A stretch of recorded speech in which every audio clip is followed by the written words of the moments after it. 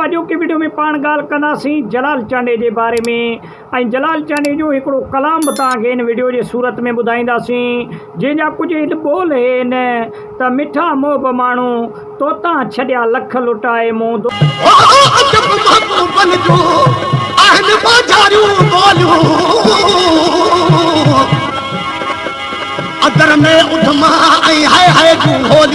दोस्तों इहो कलाम तमामु बहितरीन कलाम आहे ऐं जलाल चांडी खोड़ सारा महफ़िल बि गाया दोस्तों। हूअं त उमूमन जलाल चांडियो वेही पिंडाल में जेको आहे सो ॻाईंदो हुयो, लेकिन खोड़ सारा ज़िंदगी जा महफ़िल जलाल चांडी बीह करे बि यकतारे चपड़ीअ सां वॼाए करे उहे कलाम ॻाया। ऐं जलाल चांडियूं तव्हांखे ख़बर आहे त हज़ारे महफ़िल जलाल चांडे जा हिन वक़्तु बि रिकॉर्ड में मौजूदु आहिनि ऐं हर हिकु कलाम जलाल चांडे जो तमामु बहितरीन कलाम आहे। ऐं जलाल चांडियूं पंहिंजा जेके बि कलाम ॻाया दिलि सां ॻाया ऐं बहितरीन अंदाज़े सां ॻाया। ऐं जलाल चांडे जा जेके शाइर हुया उहे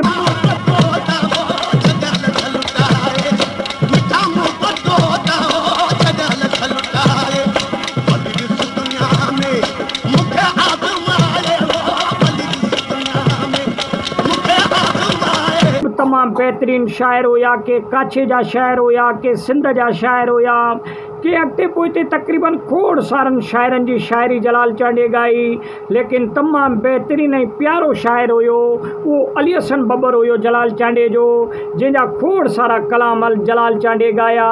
ऐं अली हसन बबर ॿिया बि जेके शाइर कलाम जलाल चांडे खे ॾींदा हुया उहे बि वेरीफाई करे जलाल चांडे खे पढ़ी ॾींदो हुयो ऐं मुतमइन कंदो हुयो जलाल चांडे खे त भाई शाइरी भली आहे ऐं इहे शाइरी पढ़णु जहिड़ी आहे। जलाल चांडे जी शाइरी पढ़िजे ऐं इहा बहितरीन शाइरी आहे, पोइ जलाल चांडियो कंहिंखां शाइरी वठंदो हुयो दोस्तों।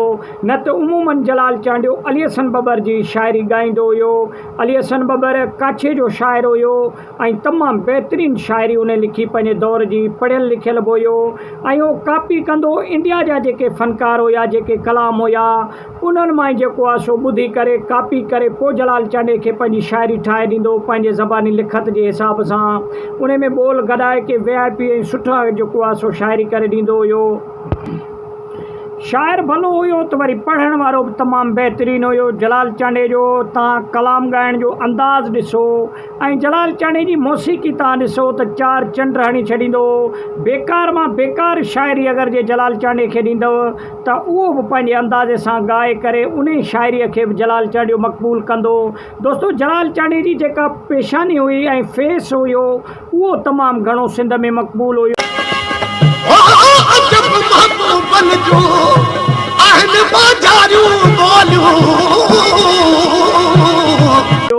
माण्हू ॾिसंदा हुया त भाई जलाल चांडे जो कलाम आहे त जलाल चांडे जो एल्बम भलो ई हूंदो। माण्हू अखियूं ॿूटे ख़रीद करे वठी वञी ॿुधंदा हुया ऐं जलाल चांडियो बि मनपसंदि फ़नकार हुयो, माण्हुनि जो ॿुधण जे लाइक़ु हुयो।